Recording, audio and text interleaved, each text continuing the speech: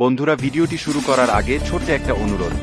আপনি যদি ক্রিকেট ভালোবাসেন তাহলে এখনই ভিডিওটিতে একটি লাইক দিয়ে দিন এবং এমন নিয়মিত আপডেট পেতে আমাদের চ্যানেলটি সাবস্ক্রাইব করে রাখুন।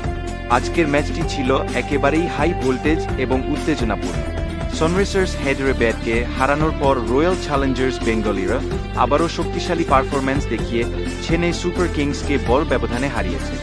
আজকের ভিডিওতে আমরা পুরো ম্যাচটি শুরু থেকে শেষ পর্যন্ত বিস্তারিতভাবে বিশ্লেষণ করব, প্রতিটি গুরুত্বপূর্ণ মুহূর্ত তুলে ধরব এবং এই ম্যাচে তৈরি হওয়া সব রেকর্ড একে একে জানব। তাই ভিডিওটি শেষ পর্যন্ত অবশ্যই দেখবেন। প্রথম ইনিংস, রয়্যাল চ্যালেঞ্জার্স। ম্যাচে টস জিতে চেন্নাই সুপার কিংস প্রথমে বোলিং করার সিদ্ধান্ত নেয়।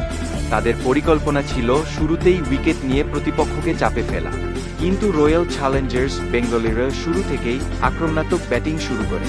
ওপেনিং জুটিতে ভালো রান আসে এবং প্রথম থেকেই রান রেট ছিল বেশ ভালো। তবে কিছুটা সময় পর চেন্নাই সুপার কিংস প্রথম সাফল্য পায় এবং 37 রানে প্রথম উইকেট তুলে নেয়। এই উইকেটের পর কিছুটা চাপ তৈরি হলেও খুব দ্রুত ব্যাটসম্যানরা আবার ম্যাচের নিয়ন্ত্রণ নিয়ে নেয়।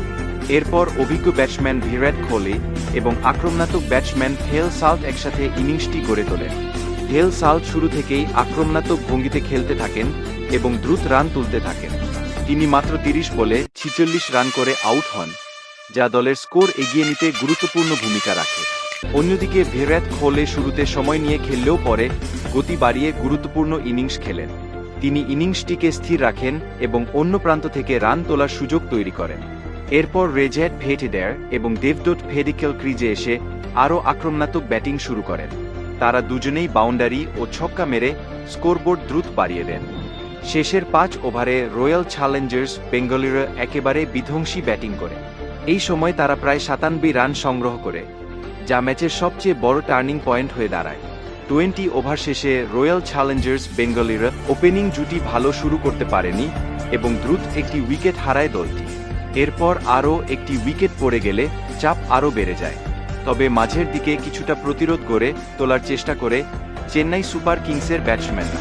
কিছু ভালো শট খেলে তারা ম্যাচে ফেরার চেষ্টা করে, কিন্তু রয়্যাল চ্যালেঞ্জার বেঙ্গালুরুর বোলাররা নিয়মিত বিরতিতে উইকেট তুলে নেয়। ফলে বড় পার্টনারশিপ গড়ে ওঠেনি এবং রান তোলার গতি কমে যায়। শেষ দিকে অভিজ্ঞ ব্যাটসম্যান ধোনি ক্রিজে এসে দ্রুত রান তোলার চেষ্টা করেন। তিনি কিছু আকর্ষণীয় শট খেললেও একা ম্যাচ ঘুরিয়ে দেওয়া সম্ভব হয়নি। শেষ পর্যন্ত 20 ওভার শেষে চেন্নাই সুপার কিংস 7 উইকেট হারিয়ে 207 রান করতে সক্ষম হয়।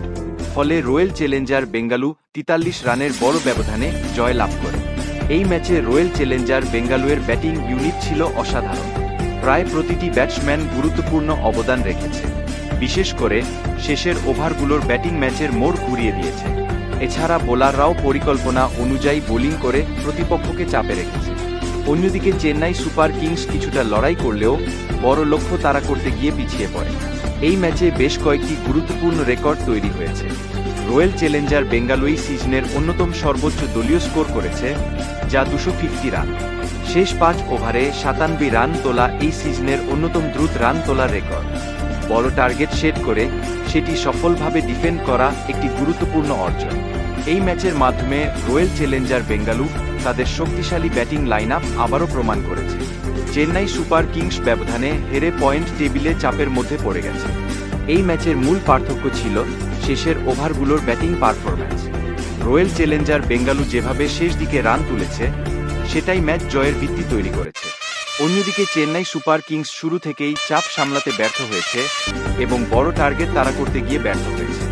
বন্ধুরা, এই ছিল আজকের ম্যাচের সম্পূর্ণ বিশ্লেষণ এবং রেকর্ড।